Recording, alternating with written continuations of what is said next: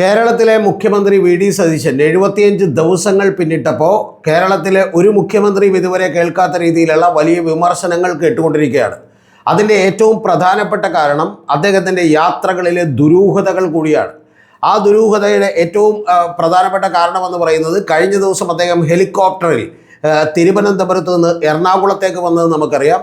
അത് അദ്ദേഹത്തിൻ്റെ അമ്മായിയപ്പനായിട്ടുള്ള വേലായുധൻ കുട്ടിയെ കാണാനായിരുന്നു. അദ്ദേഹം ഏതാണ്ട് 20 മിനിറ്റോളം ഹോസ്പിറ്റലിൽ ചെലവഴിച്ചു. ആ ചെലവഴിച്ചതിന് ശേഷം അദ്ദേഹം സ്വന്തം ഭാര്യ വീടായിട്ടുള്ള ആലുവയിലെ വീട്ടിലും കുറച്ചു നേരം ചെലവഴിച്ചു. അതിനുശേഷം അദ്ദേഹം നേരെ മലപ്പുറത്തേക്ക് പോവുകയും വിവിധ സ്വകാര്യ പരിപാടികളിൽ SCMS എഞ്ചിനീയറിംഗ് കോളേജിൻ്റെ അടക്കമുള്ള നിരവധി സ്വകാര്യ പരിപാടികളിൽ അദ്ദേഹം പങ്കെടുക്കുകയും ചെയ്തു. കേരളം ചോദിക്കുന്ന ഒരൊറ്റ ചോദ്യം ഇതാണ്: മുഖ്യമന്ത്രിക്ക് മാറ്റിവെക്കാൻ കഴിയാതിരുന്ന എന്ത് പരിപാടികളാണ് അതിനകത്തുണ്ടായിരുന്നത്? അല്ലെങ്കിൽ ഏതായിരുന്നു അദ്ദേഹം പങ്കെടുത്ത എമർജൻസി ഉള്ള ഔദ്യോഗിക പരിപാടി എന്നുള്ളതാണ്. മുഖ്യമന്ത്രിയുടെ ഓഫീസ് വളരെ കൃത്യമായിട്ടുള്ളൊരു വിശദീകരണം ഇതുവരെ നൽകിയിട്ടില്ല. ഞാൻ ഈ വീഡിയോ എടുക്കുന്നത് 9:30-ക്കാണ്. ഉച്ചയ്ക്ക് 11 മണിക്ക് അദ്ദേഹം പ്രസ് മീറ്റ് വിളിച്ചിട്ടുണ്ട്. പക്ഷേ ആ പ്രസ് മീറ്റിൽ പോലും ഈ ദുരൂഹത നീക്കും എന്ന് ഞാൻ വിചാരിക്കുന്നില്ല. പക്ഷേ അങ്ങേയറ്റം ദുരൂഹതകളിലാണ് അദ്ദേഹത്തിൻ്റെ യാത്രകൾ. അദ്ദേഹം വെറുമൊരു മുഖ്യമന്ത്രി മാത്രമല്ല, യഥാർത്ഥത്തിൽ അദ്ദേഹം വലിയ ഉത്തരവാദിത്തമുള്ള പോസ്റ്റ് വഹിക്കുന്ന ഒരാളാണ്. Kerala state disaster management authority എന്ന് പറയുന്ന അതോറിറ്റിയുടെ ചെയർമാനാണ്. ആ ചെയർമാൻ്റെ ഉത്തരവാദിത്തങ്ങളൊക്കെ തന്നെ അതിൻ്റെ വൈസ് ചെയർമാനായിട്ടുള്ള AP അനിൽകുമാർ എന്ന് പറയുന്ന റവന്യൂ മന്ത്രിക്ക് നൽകിക്കൊണ്ട് ഇദ്ദേഹം ഈ സ്വകാര്യ പരിപാടികളിൽ പങ്കെടുക്കാനുള്ള തിടുക്കം കാണിച്ചത് എന്തിനാണ് എന്നുള്ളതാണ് നമ്മുടെ ചോദ്യം. അതിലേറ്റവും പ്രധാനപ്പെട്ട കാര്യമെന്ന് പറയുന്നത്, മുഖ്യമന്ത്രി പിണറായി വിജയൻ ഭരിച്ചുകൊണ്ടിരുന്നപ്പോൾ അദ്ദേഹത്തിൻ്റെ അസുഖത്തിൻ്റെ 3rd സ്റ്റേജിലേക്ക് കടന്നിട്ടപ്പോൾ പോലും അദ്ദേഹം 18 ദിവസം തൻ്റെ ചികിത്സകൾ കൂടി മാറ്റിവെച്ചുകൊണ്ടാണ് കേരളത്തിൽ 2018 നടന്നിട്ടുള്ള വെള്ളപ്പൊക്കത്തിലെ ദുരിതാശ്വാസത്തിന് അദ്ദേഹം നേതൃത്വം നൽകിയത് എന്നുള്ളത് നമ്മൾ മറന്നു പോകരുത്.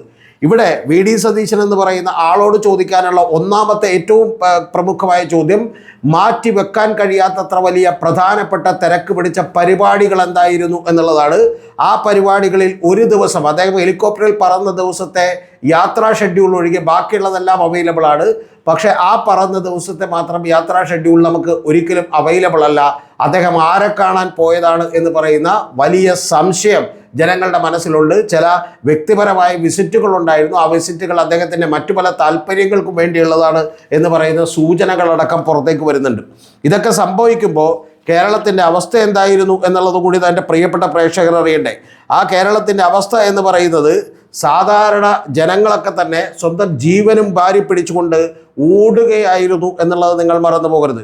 കോട്ടയം പയ്യനാത്തോടെന്ന് പറയുന്ന ഒരു സ്ഥലത്ത് ഉരുൾപൊട്ടി ഒരമ്മയും മകനും ആ മരിച്ചുപോയ വിവരം നിങ്ങൾ കേട്ടിട്ടുണ്ടാവും. ആ മകൻ ഒരു ആക്സിഡൻറ്റ് പറ്റി, ജോസഫ് എന്ന് പറയുന്ന മകൻ ആക്സിഡൻറ്റ് പറ്റി, വാഹനാപകടത്തിൽ ആക്സിഡൻറ്റ് പറ്റി, കാലിൽ പ്ലാസ്റ്റർ ഇട്ട് എഴുന്നേക്കാൻ വയ്യാതെ കട്ടിലിൽ കിടക്കുകയായിരുന്നു. പിന്നീടാണ് 100-200 മീറ്റർ അകലെ നിന്ന് ആ പയ്യനെയും കട്ടിലിനെയും കൂടി നമുക്ക് കണ്ടുപിടിക്കാൻ കഴിഞ്ഞത്.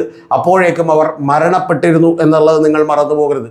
ആ പയ്യൻ്റെ അമ്മയായിട്ടുള്ള റജീനയും അതുപോലെ തന്നെ ഒരു 200 മീറ്റർ ദൂരത്ത് ഡെഡ് ബോഡിയാണ് പിന്നീട് കിട്ടിയത്. ഭാഗ്യത്തിന് അവിടെ സ്വന്തം സഹോദരനുണ്ടായിരുന്നു, ഫാദറും ഉണ്ടായിരുന്നു. അവർ രണ്ടുപേരും സ്ഥലത്തുണ്ടായിരുന്നില്ല. സഹോദരൻ എറണാകുളത്തേക്ക് പോയിട്ട് തിരികെ എത്താൻ കഴിഞ്ഞില്ല. പകരം ഫാദർ മറ്റെവിടെയോ ഒരു കൂട്ടുകിടക്കാൻ പോകേണ്ട ഒരു ആവശ്യം ഉണ്ടായതുകൊണ്ട് അദ്ദേഹം അങ്ങോട്ട് മാറിപ്പോയതുകൊണ്ട്, ഏതോ ബന്ധുവീട്ടിൽ പോയതുകൊണ്ട് അദ്ദേഹവും ഉണ്ടായില്ല. ഇത്തരത്തിലുള്ള നിരവധി സംഭവങ്ങൾ കേരളത്തിൽ നടക്കുമ്പോൾ, കേരളത്തിലിപ്പോൾ 5754 പേർ 792 പേർ ദുരിതാശ്വാസ ക്യാമ്പിൽ കിടക്കുമ്പോൾ 1209 വരുന്ന ക്യാമ്പുകൾ തുറന്നിട്ടുള്ളപ്പോൾ അദ്ദേഹം ഇതിനൊന്നും നേതൃത്വം കൊടുക്കാതെ താങ്കൾ എവിടെയാണ് എന്നുള്ളതാണ് ഏറ്റവും പ്രധാനപ്പെട്ട കാര്യം. താങ്കൾ പാണക്കാട് പോയി ഒരു വലിയ പ്രധാനപ്പെട്ട മുസ്ലിം ലീഗിൻ്റെ യൂത്ത് ലീഗിൻ്റെ വൈസ് പ്രസിഡന്റ് ഫൈസൽ ബാഫക്കി തങ്ങളുടെ വീട്ടിൽ നിന്ന് ഭക്ഷണം കഴിക്കുന്ന ദൃശ്യങ്ങൾ കണ്ടു. അതിനും നേരെ തിരിച്ച് അവിടെയുള്ള നൗഷാദ് അലി, അദ്ദേഹത്തോടൊപ്പം ഉണ്ടായിരുന്ന ആൾ ചോദിക്കുന്നത്, മുഖ്യമന്ത്രി എന്താ മഴ വന്നാൽ ഭക്ഷണം കഴിക്കേണ്ടതെന്നാണ്.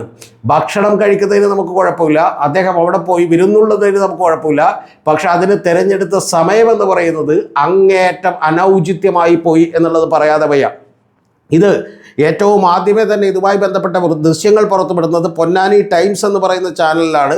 ആ ചാനലിൽ പുറത്തുവിടുമ്പോഴേക്കും യഥാർത്ഥത്തിൽ ഈ ഏറ്റവും അഫക്റ്റഡ് ആയിട്ടുള്ള കോട്ടയത്തും ഇടുക്കിയിലും അതുപോലെ പത്തനംതിട്ടയിലേക്കും അദ്ദേഹം എത്താത്തത് എന്താണ്? അദ്ദേഹം ആ ഹെലികോപ്റ്റർ ഉപയോഗിച്ച് പത്തനംതിട്ടയിൽ എത്തിയിരുന്നുവെങ്കിൽ എത്രമാത്രം ഗുണകരമായിരുന്നു എന്നുള്ളത് നിങ്ങളൊന്ന് മനസ്സിലാക്കണം.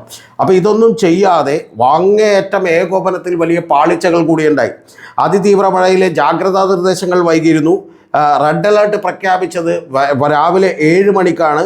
കോട്ടയം, ഇടുക്കി, പത്തനംതിട്ട ജില്ലകളിൽ ഏറ്റവും അഫക്റ്റഡ് ആയിട്ടുള്ള ജില്ലകളിൽ ഓറഞ്ച് അലേർട്ട് മാത്രമാണ് ഏറ്റവും ആദ്യത്തെ ദിവസങ്ങളിൽ നൽകിയത്.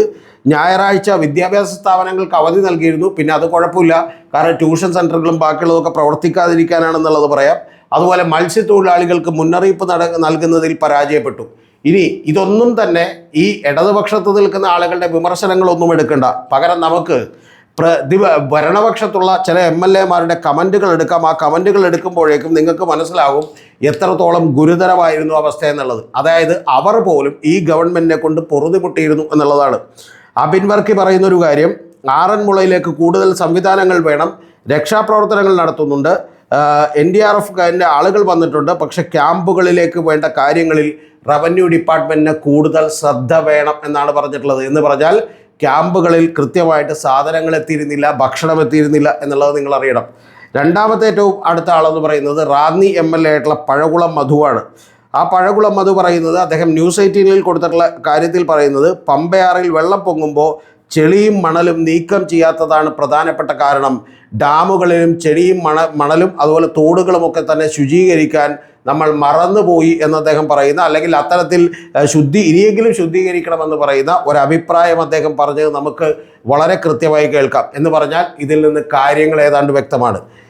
AP അനിൽകുമാർ എന്ന് പറയുന്ന മന്ത്രി തന്നെ പറയുന്നത്, ഫ്ലാഷ് ഫ്ലഡുകൾ പ്രവചിക്കുന്നതിൽ നിലവിലെ സംവിധാനങ്ങൾക്ക് പരിമിതിയുണ്ട് എന്നാണ് പറയുന്നത്. ഇനി മറ്റൊരു അഭിപ്രായം കൂടി കേട്ടാൽ ഏതാണ്ട് കാര്യങ്ങൾ കൃത്യമാകും.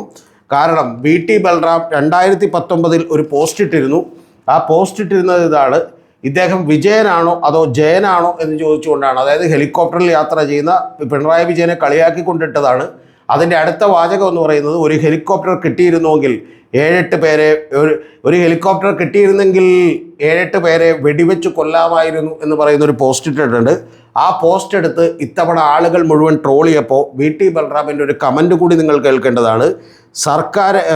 സർക്കാർ വാടകയ്ക്കെടുത്ത ഹെലികോപ്റ്റർ ഏതെങ്കിലും തരത്തിൽ ദുരുപയോഗപ്പെടുത്തുന്നുണ്ടെങ്കിൽ അതിൻ്റെ പേരിൽ എന്നെ ട്രോളുകയല്ല വേണ്ടത്.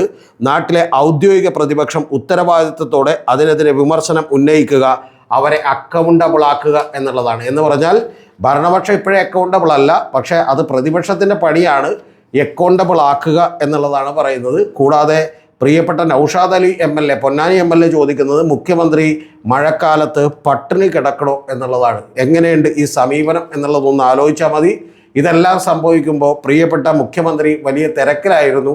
അദ്ദേഹം കത്രികയെടുത്ത് ഇടിമണ്ണിക്കൽ ജ്വല്ലറിയുടെ എറണാകുളം ഷോറൂം ഉദ്ഘാടനം ചെയ്യുകയായിരുന്നു. കാരണം അവരുടെ കണ്ണീരൊപ്പാൻ അദ്ദേഹം പ്രതിജ്ഞാബദ്ധരാണ് എന്നുള്ളതൊന്നും മറന്നു പോകരുത്. ഇനി ഒരു ചെറിയ കാര്യം കൂടി പറഞ്ഞ് നമുക്കിത് അവസാനിപ്പിക്കാം. ഇതൊക്കെ നടക്കുമ്പോഴും ചെറിയ കാര്യങ്ങളിൽ വലിയ ഏകോപനമുണ്ടായിരുന്നു. ആ ഏകോപനം നടത്തിയത് അദ്ദേഹത്തിൻ്റെ ഹെലികോപ്റ്റർ യാത്രയ്ക്ക് വേണ്ടിയിട്ടാണ്. ആ ഹെലികോപ്റ്റർ യാത്രയുടെ വിശദ വിവരങ്ങൾ കൂടി ഞാൻ നിങ്ങളോട് വിശദമാക്കാം. ഏറ്റവും ആദ്യമേ തന്നെ ഈ ബാംഗ്ലൂരിൽ നിന്നും ചിപ്സെറ്റ് ഏവിയേഷൻസിൻ്റെ പാർക്കിംഗ് ഗ്രൗണ്ടിലേക്ക്, ചാലക്കുടിയിലുള്ള പാർക്കിംഗ് ഗ്രൗണ്ടിലേക്ക് വെള്ളിയാഴ്ച രാവിലെ 8:13 തന്നെ ഒരു ഹെലികോപ്റ്റർ വരുന്നു. അത് ബാംഗ്ലൂരിൽ നിന്ന് വരുത്തിയതാണ്. ബാംഗ്ലൂരിൽ നിന്ന് വരുത്താനുള്ള കാരണമെന്ന് പറയുന്നത്, സാധാരണ വർക്ക് ചെയ്യുന്ന VT-BB എന്ന് പറയുന്ന ഹെലികോപ്റ്റർ അതിൻ്റെ ചില സാങ്കേതിക പ്രശ്നങ്ങൾ കൊണ്ട് പറക്കാനാവില്ല പൈലറ്റിന് എന്ന് പറഞ്ഞതുകൊണ്ട് പുതിയ VT-RGQ എന്ന് പറയുന്ന പുതിയ ഹെലികോപ്റ്ററാണ് അങ്ങോട്ട് കൊടുത്തയച്ചത്. അപ്പോൾ അത് 8:13 ചാലക്കുടിയിലെത്തുകയും 9:08 തിരുവനന്തപുരത്ത് എത്തുകയും ചെയ്തു എന്നുള്ളത് എൻ്റെ പ്രിയപ്പെട്ട പ്രേക്ഷകർ അറിയണം.